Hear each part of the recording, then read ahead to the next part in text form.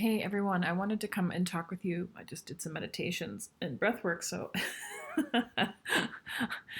but I just wanted to come and talk with you a bit about depression. And the reason why I was watching a video about somebody who was recovering from benzodiazepine, um, basically addiction. Benzos are ridiculously addictive even after 2 weeks. And getting off of them is awful, and people die as a result of them. And I'm not even going to mince words, and you can, look it up, do your research. But people go on them to fight anxiety. They go on them uh, very innocently, and so I guess I'm talking about anxiety and depression. These are mental health issues that are so judged still in our society. Like depression, how could you have depression? I've suffered with depression and anxiety a lot over the years. I've had people say to me, "Oh my gosh, you're a therapist. How the heck, I would never want to have a therapist that's depressed." um, so let's just say that I have worked my ass off for 30 years to overcome depression, and I have been there, done that with every possible thing known to man, pretty much. And if you've never had depression or anxiety, you have no idea what it's like. And so this is twofold. This is for folks who are friends of, family members of, partners of, coworkers of people with anxiety and depression. Now, some people say, "Oh my God, I'm so depressed," or "Oh, I'm anxious." But if somebody is suffering with the actual, I'll call it a mental health condition, but it can come from a lot of different things. We can get triggered into it by life circumstances. We can get triggered into it physiologically through nutritional imbalances, hormone imbalances, gut microbiome imbalances. Our brain chemistry could be a little screwed up. Um, we could have some people with MTHFR pathway. I always goof that up. Uh, Issues, which means they don't deal with vitamin Bs, specifically folate, in very good ways. And so when you don't have the proper vitamins and minerals like B vitamins, you can't actually make what you need to create the dopamine that you need. And so there are a lot of different reasons for depression. It's not a one size fit all. I mean, there are amino acids out there that you can take individually that will be like night and day for some people and will prevent them from going down into dark, dark depression, or bring them up out of it, take them out of anxiety. Um, and for some, it won't do anything because maybe it's hormonal. You know, through stress, we deplete a lot of what we need. It gets stolen and used to handle our adrenals, basically. So we don't always have what we need to then make the brain chemistry, the dopamine, the serotonin, norepinephrine, all those things get kind of put on the back burner because our body's in fight or flight from stress, and so we're coping with that. And if you're in chronic levels of stress, chances are you're dealing with uh, issues with neurochemistry, biochemical stuff like low dopamine, serotonin going crazy. Totally typical, and it's not because of something you did or didn't do wrong, because there's something wrong with you. Depression is one of the most horrific things to deal with when you're in it because people don't get it. It feels never ending. Sometimes it is never ending. The darks can be so dark that suicide feels like the right choice.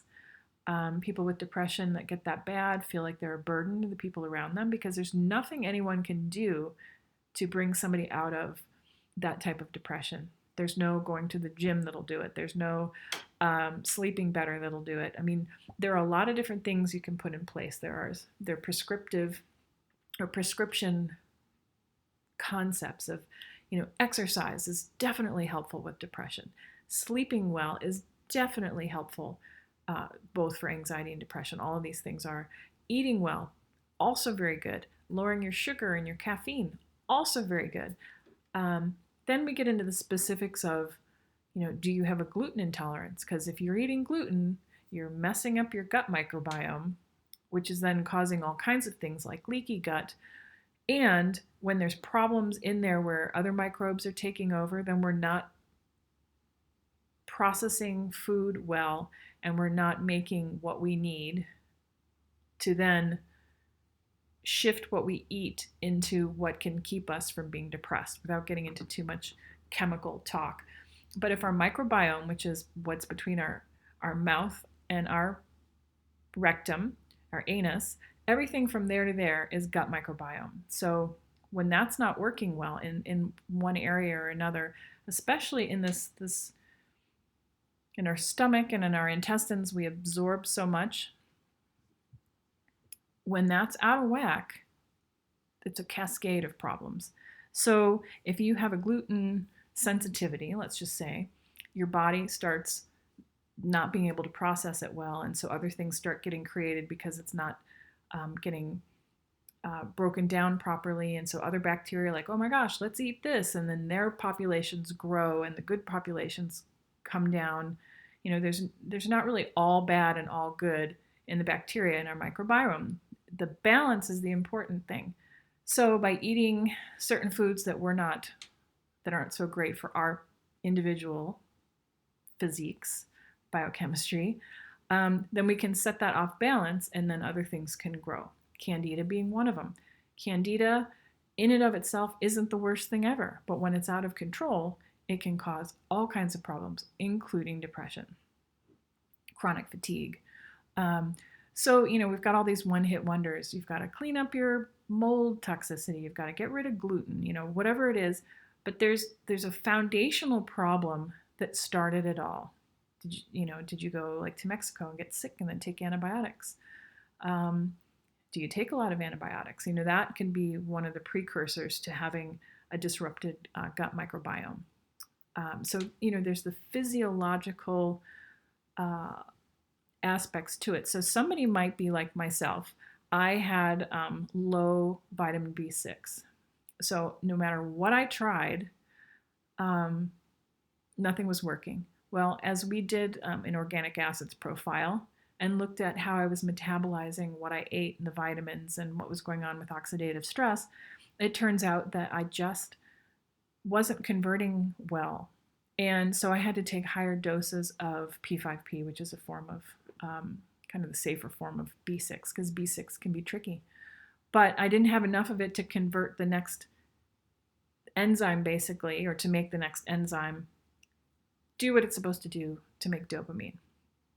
Cliff Notes version without like technology. So that made a big difference for me after 30 something years of trying other things. But that came from looking at a very different profile than most people look. Do I still struggle? Yeah, because guess what? I sometimes eat gluten, yep, and then I break out like a teenager, and then I break out in depression. So, I laugh, but at least that is something that I now know where that's coming from. The anxiety piece, that can come from other nutritional imbalances. It can come from biochemical imbalances. It can come from brain. Why am I drawing a blank? I'm a neurofeedback practitioner. So your brain waves have a certain pattern that they get into. And working with something like neurofeedback can but it trains your brain to go into a better patterning. We can kind of coach it to function in a certain way, in certain brain patterns that are more calming than the agitating ones. And the more your brain gets used to doing it, again, you can create that neural pathway so that it's not automatic to anxiety, it's more automatic to, I'm not going to die in this situation, so let's just stay calm. Okay, so neurofeedback is something that is really helpful for so many people. Then you've got another aspect of, for those little trauma babies out there, myself being one of them, our systems are kind of rigged to see the world as dangerous no matter what. Fight or flight. Fight, flight, or freeze kicks in. And when that happens, our body is pumping for adrenaline.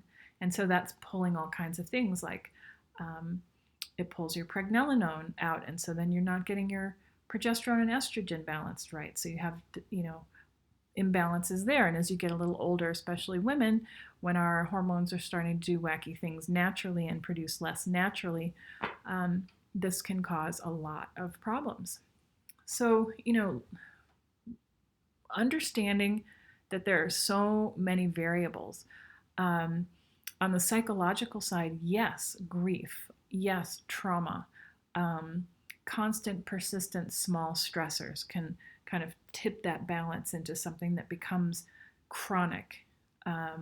So, my suggestion is for anybody out there who is struggling with any of this kind of stuff and just not finding balance, find a functional medicine person, functional medicine practitioner, naturopaths. Find somebody who will look at your organic acids profile, highly recommend, and get an idea of what's out of balance. Because could you imagine what it was like to find out and that a B6 deficiency was the root of some of my major problems. And also this hormone steal from adrenaline pumping because I'm always in fight or flight. And having neurofeedback be one of the things that help with that. Finally, feeling like a complete, wreck on and off was not fun. And I sure hope it doesn't come back. It might, but, I'm one of those people, I'm perseverant in my pursuit of finding answers for these things. And I just, like I say in my profile, my heart breaks when people suffer. I can't take it.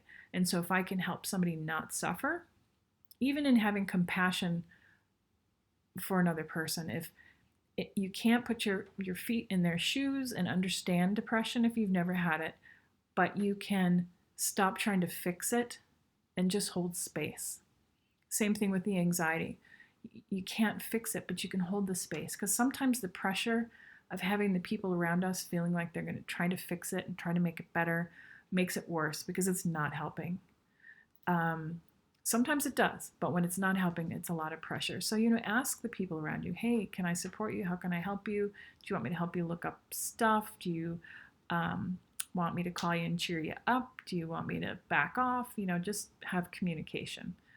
And for those of you that are going through it, yeah, it so totally sucks. I mean, I'm not even going to sugarcoat it. It sucks. I've been in it. I totally get it. There are many of us out here who are looking at these things from a different perspective. We're not going to slap you on, on meds that you can't get off of. We're going to look for why is this happening in the first place and see if we can figure out how to get past that so that you're not suffering. And for those of us that are also in psychology and counseling, we work with you on that, all of these things. So, being able to combine the physiological as well as the mind, body, and spirit all together in one place. Find your person, get some help, and you can check back here for resources because I'm going to continue to post them. All right, be well.